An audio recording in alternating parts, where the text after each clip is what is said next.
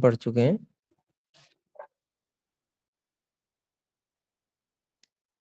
यहाँ तक कोई बात पूछनी हो तो पूछ सकते हैं।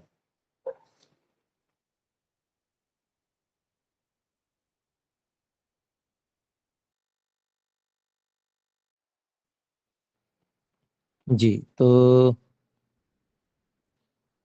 यहाँ तक सभी बातें समझ में आ चुकी हैं। तो क्षण तत्क्रमयोः संयमात् विवेकजम ज्ञानम, ये जो 52वां सूत्र है, इसमें क्षण और उसके क्रम में संयम करने से विवेकज नामक ज्ञान उत्पन्न होता है। इस विषय में हमें जो पहले क्षण के विषय में महर्षि व्यास जी ने बताया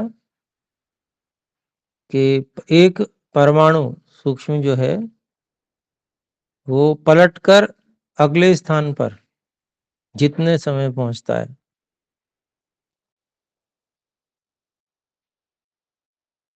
उसको एक क्षण कहते हैं।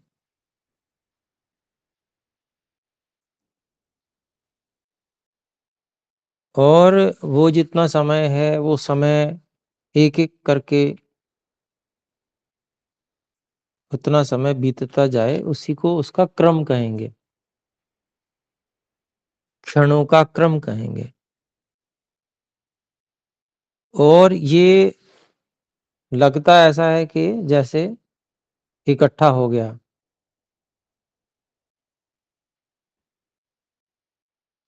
बहुत सारे क्षण इकट्ठे हो गए, पर इसका कोई वस्तु समाहार नहीं है। ऐसा नहीं है कि वो गट्ठर बन जाता हो, ये केवल बुद्धि से जानने योग्य है। इतनी बातें जो है पिछली कक्षा में महर्षि व्यास जी के भाष्य में देखी हमने। आगे देखते हैं। क्षणस्तु वस्तु पतितः क्रमावलंबी।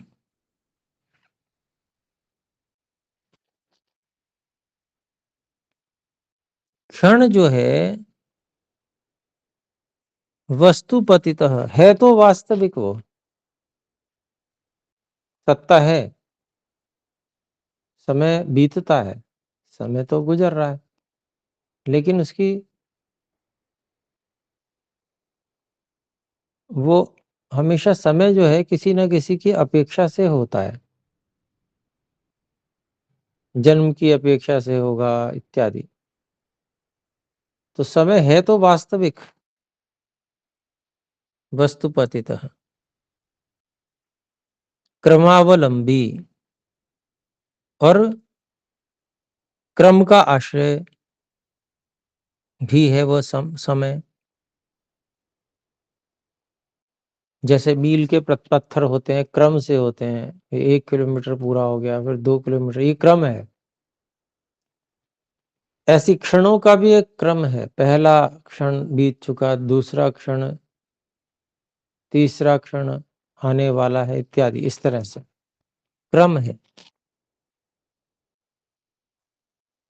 तो क्षण के बारे में बातें दो कहीं कि एक तो ये वास्तविक है और यह क्रम का आश्रय है।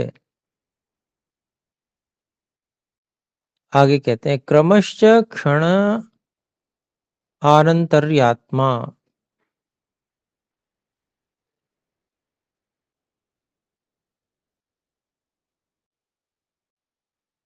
जो क्रम है वो क्षण के पश्चात आने के स्वरूप वाला है। एक क्षण बीता, फिर अगला, फिर क्रम आ गया। अगला क्षण, फिर उसके बाद अगला क्षण, फिर उसके बाद अगला क्षण, एक क्रम। ये क्रम जो है क्षण के पश्चात आने के स्वरूप वाला है। और कहते हैं त कालविदः काल इति आचक्षते योगिनः। योगिनः को पहले ले आएंगे। और त नहीं, तम, तम है ऊपर, अनुस्वार भी है। तो तम कम क्षणम, क्षण की चर्चा चल रही है ना, तो वह जो क्षण है,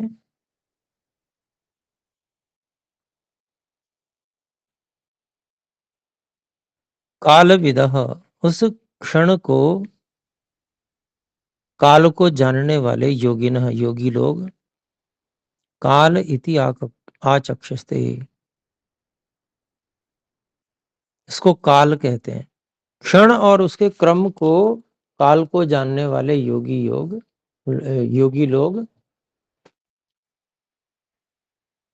काल कहते हैं, काल इस नाम से जानते हैं। न च द्वौ क्षणौ सह भवतः, एक बात ये समझनी आवश्यक है कि दो क्षण साथ में नहीं होते, हमेशा एक के बाद एक ही होंगे। क्रमश्च न द्वयोः, क्रमश्च न द्वयोः सह भुवोरसंभवात्,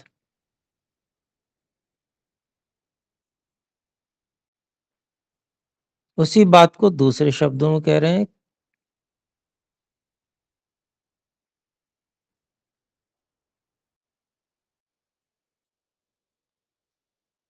और जो क्रम है,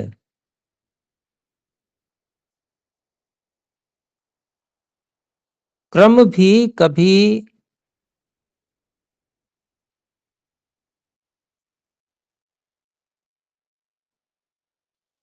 साथ साथ नहीं रह सकता, उसके साथ साथ रहने का असंभव होने से।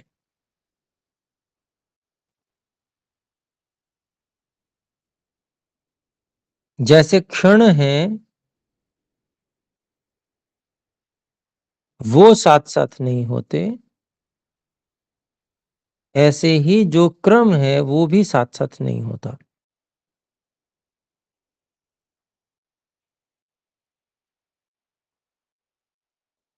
पूर्वस्माद उत्तर भाविनो यदांतर्यम क्षणस्य स क्रमः,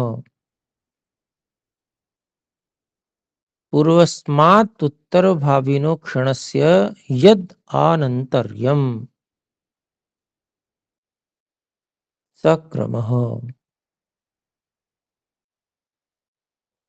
पहले वाले से बाद वाले, बाद में आने वाले क्षण का जो आनंतर्य है, निकटता है, आगे पीछे होनापन है, आनंतर्यम,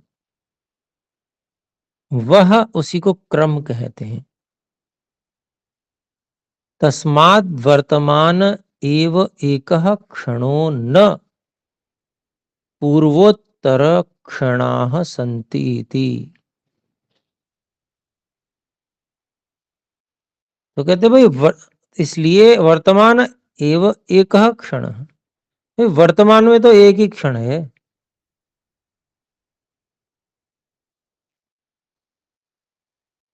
वर्तमान में पूर्व और बाद वाले पूर्वोत्तर क्षण न संति, नहीं है।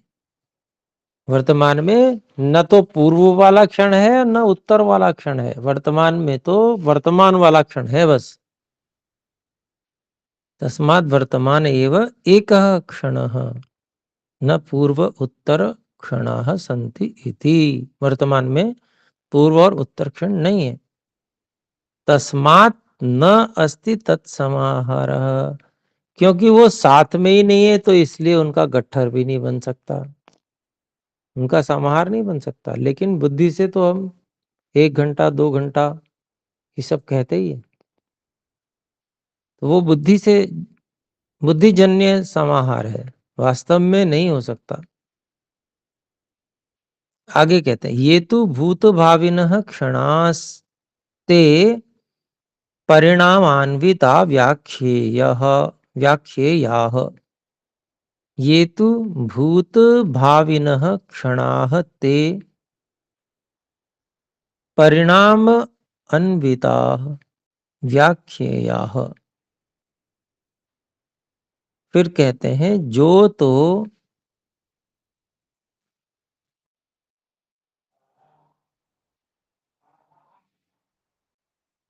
भूतभाविनः क्षणाः।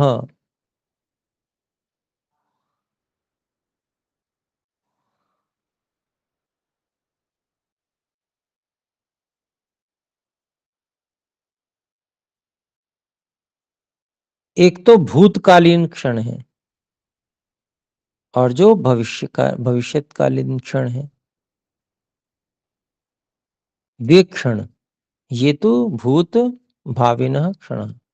एक तो भूतकालीन क्षण और भविष्यकालीन क्षण है, वे तो ते परिणाम अन्विता व्याख्येयाः।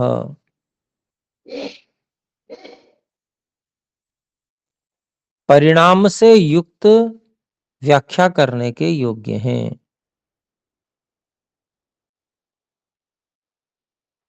क्योंकि परिणाम धर्म लक्षण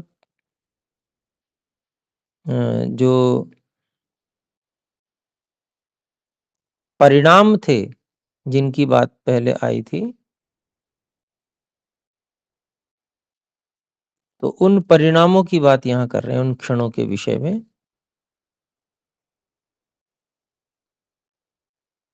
तो भूतकालीन और भविष्यकालीन जो क्षण हैं, वे तो भूत लक्षण परिणाम और भविष्यत लक्षण परिणाम से युक्त व्याख्या करने के योग्य हैं।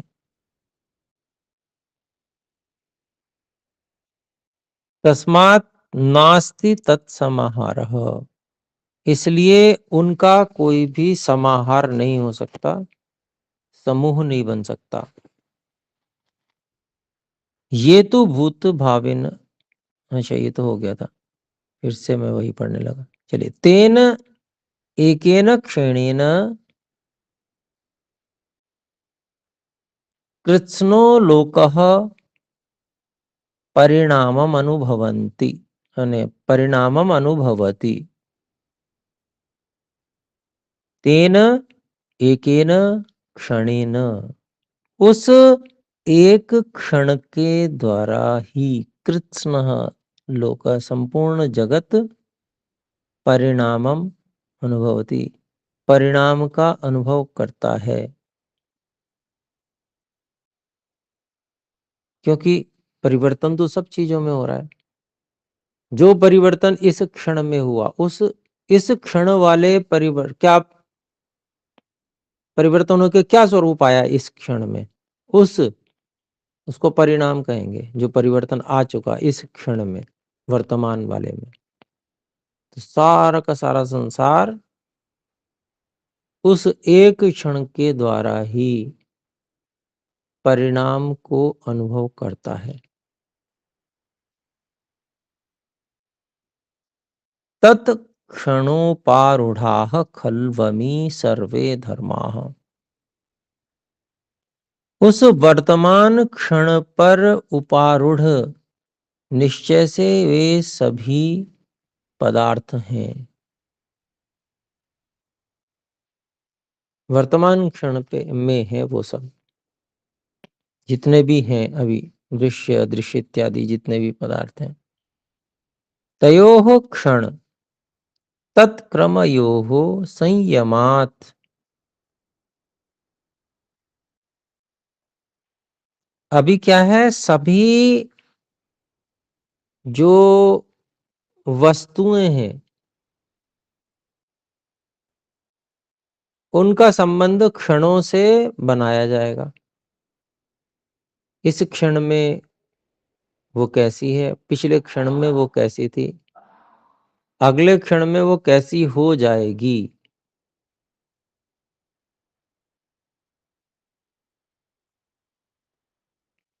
तो यह जो पदार्थों में प्रतिक्षण आने वाला अंतर है और क्षणों का बीतता जाना है, और वर्तमान में क्षण का, वर्तमान क्षण में वस्तु का स्वरूप पता चलना है।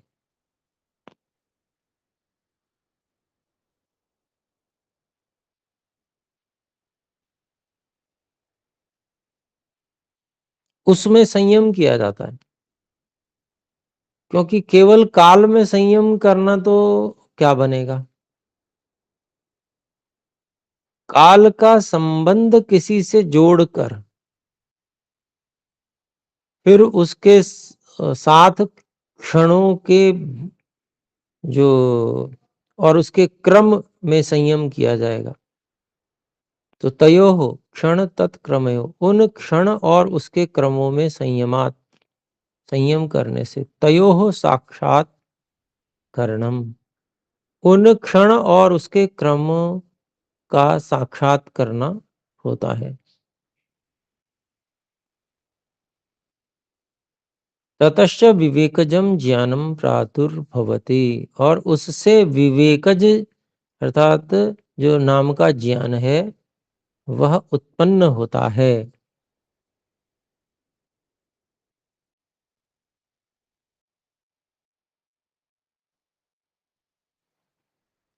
अभिप्राय क्या है कि ये कुछ वैराग्य से संबंधित बात भी है।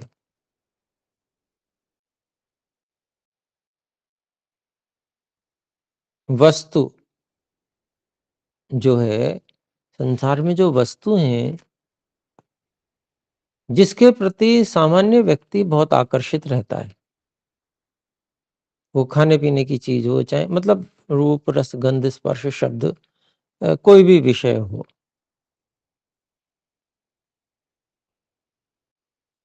उन सभी विषयों के अगर हम मोटे रूप में देखेंगे तो समय के बीतने के साथ में सभी चीजें अपने स्वरूप को छोड़ती जाती हैं और अन्य स्वरूप को पकड़ती जाती हैं अगले ही क्षण में।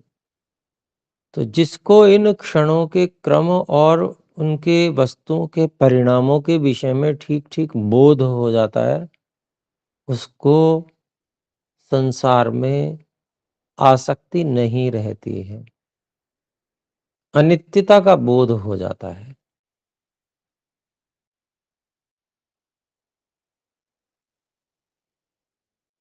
तो इसी से वैराग्य होता है। जब आकर्षण तब तक है जब तक ये लगता है कि मैं इसको भोगता ही रहूंगा, मैं अभी भोग लूं फिर आगे भी यही वस्तु मिलेगी मुझे भोगने के लिए। परंतु जिसको ये पता चल जाता है कि इस क्षण में तो भोग रहा हूं, आगे ये मिलेगी ही नहीं, ना मुझ में सामर्थ्य रहेगी, ना भोगी जाने वाली वस्तु है इसका स्वरूप ऐसा रहेगा कि इसमें आकर्षण रहे। दोनों ही बातें नहीं होने वाली हैं। तो यहां से क्या है, वैराग्य का आरंभ होता है।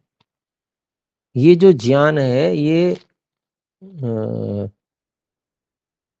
और गहराई से आत्म तत्व के खोज के लिए व्यक्ति को प्रेरित करता है। आगे देखते हैं, अगला सूत्र है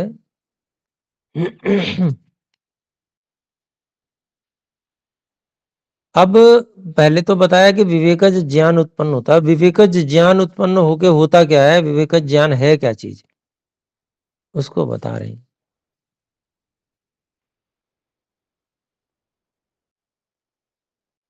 इस सूत्र की भूमिका में महर्षि व्यास जी कहते हैं, तस्य विषय विशेष उपक्षिप्यते, उस विवेकज ज्ञान का विषय विशेष, उसका जो मुख्य विषय है उसके बारे में वो रखा जा रहा है महर्षि पतंजलि जी के द्वारा 53वें सूत्र में।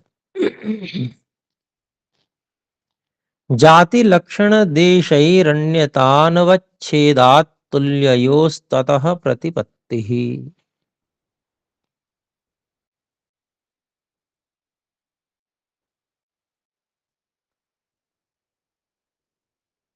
तो अभिप्राय क्या हुआ, दो समान पदार्थों में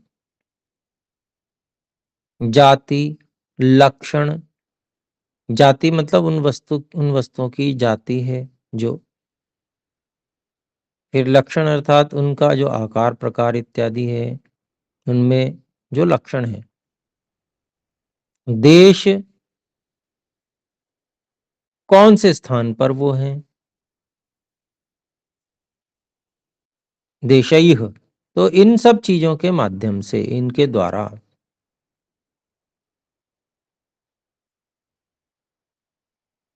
दो समान वस्तु में जब भिन्नता का ज्ञान न हो पाए, अन्यथा अनवच्छेदात्, भिन्नता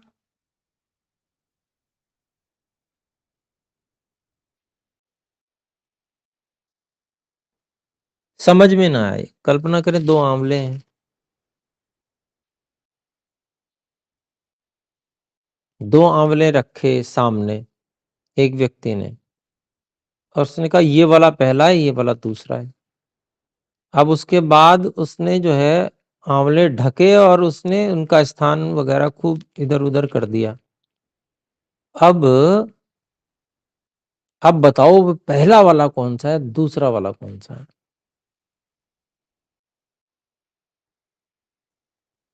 है बिल्कुल समान। आंवले जैसे आपने देखे होंगे तो बिल्कुल एक जैसे होते हैं। तो यही बात यहाँ सूत्र में कही है कि भी दो जो समान चीजें हैं, उन समान चीजों में जो जाति है, उनकी जो जाति है और लक्षण उनमें आकार प्रकार इत्यादि, और जो स्थान था, कौन से स्थान पे कौन सी रखी हुई चीज वस्तु, इनके माध्यम से जो भिन्नता का, अन्यता भिन्नता का अनवच्छेदात,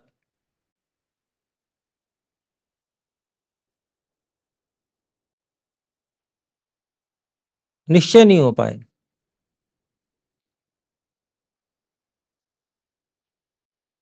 तो ऐसी स्थिति में जो विवेकज ज्ञान है, उन तुल्ययो हो, वो उन समान वस्तुओं में, ततः उस विवेकज ज्ञान से प्रतिपत्ति ज्ञान हो जाता है कि ये पहला था और ये दूसरा है। विवेकज ज्ञान जो है वो ऐसा करने में समर्थ है।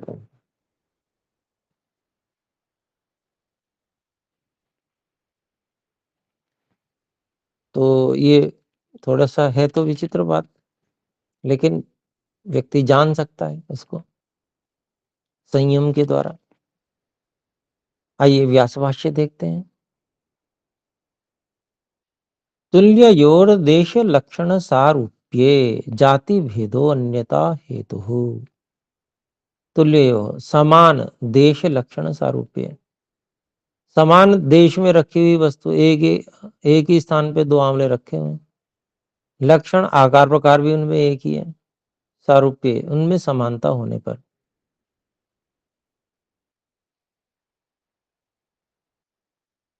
लक्षणों में आकार प्रकार इत्यादि जो लक्षण है उनमें समानता होने पर जाति भेदो अन्यथा हेतु।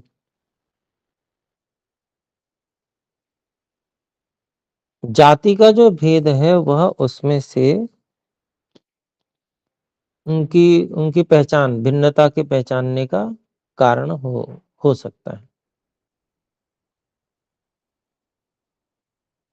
जैसे गौरियम वडवाइयम इति, ये गाय है और ये घोड़ी है, तो जाति भिन्न हो गई है, बिल्कुल एक जैसी, रंग भी सफेद ही है, लेकिन जाति से पहचान में हो जाता है, थोड़ा सा थोड़ी सी भिन्नता पता चलती है कि अच्छा इसके ककुद है, इसके नहीं है, इसके कंधे पे बाल है, इसके नहीं है। ये जो जाति है वह भेद, ये भिन्नता को पहचानने का कारण हो जाता है। तुल्य देश जातीयत्वे समानमन्यत्व करम कालाक्षी गौः स्वस्तिमति गौरिति। अगर तुल्य स्थान भी है और आकार प्रकार भी समान मान लें, जाति भी समान ही है, जातीयत्व लक्षणम, लक्षणम अन्यत्व कर्म, उसमें जो उनका आकार प्रकार इत्यादि, रूप रंग इत्यादि है, वो भिन्नता का बताने का कारण है। कैसे? कालाक्षी गौ हो,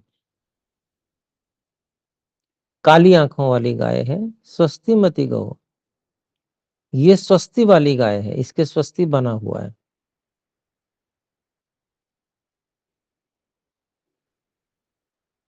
स्वास्तिक बना हुआ था चिन्ह मान लीजिए, तो वो। फिर कहते हैं द्वयोः द्वयोरामलकयोर्जातिलक्षणसारूप्याद्देश भेदोऽन्यत्वकर इदं पूर्वमिदमुत्तरमिति। द्वयोः आमलकयोः, दो जो आंवले हैं उन आंवलों में जाति लक्षण सारूप्यात, जाति और उनके आकार प्रकार, इनकी स्वरूपता होने से, अगर जाति और लक्षण भी एक जैसे हैं तो देश भेदो अन्यत्व कर, उनमें अलग अलग स्थान है। भाई ये इस स्थान पे खड़ी थी, ये इस स्थान पे खड़ी थी। गाय, दोनों गाय हैं, दोनों एक जैसी हैं बिल्कुल, एक ही माँ की बेटी हैं, दो एक जैसी बिल्कुल गाय।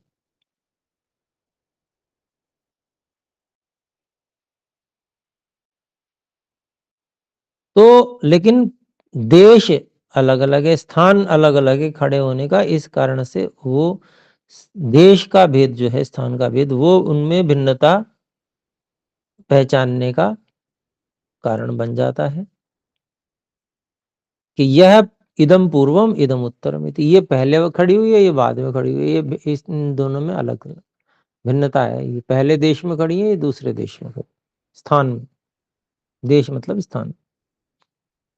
फिर आगे कहते हैं यदा तो पूर्वम आमलकम अन्य व्यग्रस्य ज्ञातुरुत्तर देशे उपावर्त्यते तदा तुल्य देशत्वे पूर्वमेतदुत्तरमेतदिति प्रविभागानुपपत्तिः।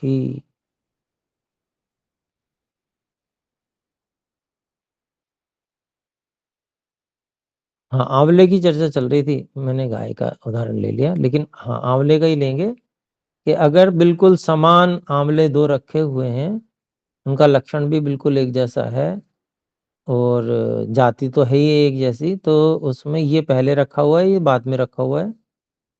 इस आंवले के पीछे का जो बैकग्राउंड सीन है वो ये है, और इसके पीछे जो बैकग्राउंड सीन है वो ये है। ऐसे जो है वहां पर देश भेद जो है वह बनेगा कारण। फिर कहते हैं यदा तो पूर्व मामलकम, जब तो पहले वाले आंवले को अन्य व्यग्रस्य, अन्य कार्य में व्यस्त ज्ञाता का, ज्ञातु अर्थात अन्य कार्य में व्यस्त ज्ञातु ज्ञाता का उत्तर देशे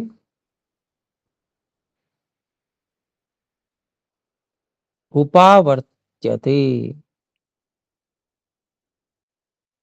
बाद वाले देश में उसको हटा दिया जाता है, रख दिया जाता है। तदा तब तुल्य देशत्वे, समान देश हो जाने पर, एक ही स्थान हो जाने पर, वो स्थान भी बदल गया, अब स्थान भी वो नहीं रहा। तुल्य देशत्व, स्थान भी एक समान कर दिया, मतलब बिल्कुल एक समान तो हो नहीं सकता, लेकिन फिर भी पास पास लाके रख दिए आंवले। पूर्वम एतद, पहले ये वाला है, उत्तरम एतद, बाद वाला ये है, इति प्रविभागानुपपत्ति, वहां पर जो है अब ये विभाग की असिद्धि हो जाती है कि पहला कौन सा था दूसरा कौन सा था, दोनों को साथ रख दिया आंवलों को। अब यहाँ पर क्या क्या समान हो गया, जाति तो समान है ही, आंवले आंवला जाति है, लक्षण बिल्कुल एक जैसा, आकार प्रकार है समान, रंग रूप सब एक जैसा है, और देश भी समान है, बिल्कुल साथ में रख दिया। तो अब जो है उनमें कौन सा पहला कौन सा दूसरा, ये असिद्धि हो जाएगी इस बात की। उर्मिला ठाकुर जी कुछ पूछना चाहते हैं? अनम्यूट करके बोलिए, गलती से हाथ उठाए। चलिए आगे है असंदिग्धेन च तत्व ज्ञानेन, जो असंदिग्ध, जिसमें कोई भ्रांति, कोई संशय नहीं है, असंदिग्ध है बिल्कुल, जो संशय नहीं है, ऐसे तत्व ज्ञान के द्वारा भवितव्यम इत्यत इदम उक्तम। तो ये जो ज्ञान है, इनमें भिन्नता का ज्ञान है, वो संशय रहित जो तत्व ज्ञान है उसके द्वारा हो जाना चाहिए। इसलिए इत्यत, इसलिए इदम उक्तम, ये कहा गया, ततः प्रतिपत्ति ही, उस विवेकज ज्ञान से ज्ञान हो जाता है, प्रतिपत्ति ही। विवेक विवेकज ज्ञान आदिति, विवेकज ज्ञान से उसका ज्ञान हो जाता है। तो ये बात हुई। तो अभी इतना ही रखते हैं, अगले पैराग्राफ को फिर हम अगली कक्षा में देखेंगे। समय हो चुका है, कुछ कहना चाहते हैं तो कह सकते हैं। तो आइए विराम करते हैं, एक बार सब मिलकर ओम का उच्चारण करें।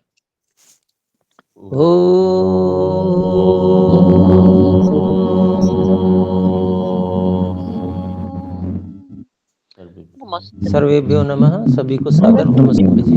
ओम। नमस्कार आचार्य जी, धन्यवाद आचार्य।